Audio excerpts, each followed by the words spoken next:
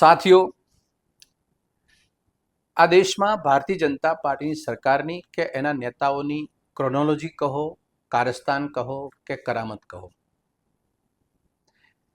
પુલવામા આતંકી હુમલો થયો, વિશાળ જથ્થો આરડીએક્સનો ક્યાંથી આવ્યો એ આજની તારીખ સુધી ભારતીય જનતા પાર્ટીની સરકાર શોધી શકી નહીં.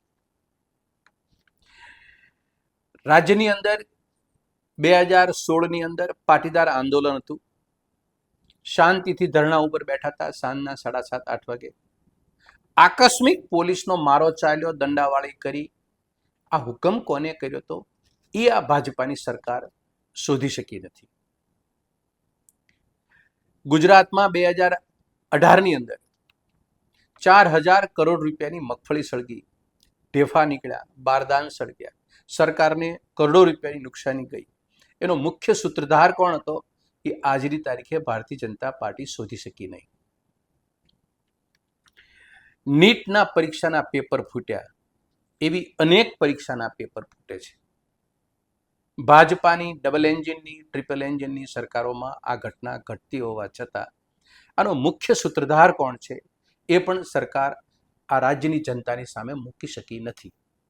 પરંતુ આ દેશમાં ખેડૂતો આંદોલન કરે અને એ આંદોલનની અંદર ફંડ કે નાણાં ક્યાંથી આવ્યા હતા એ શોધી કાઢે.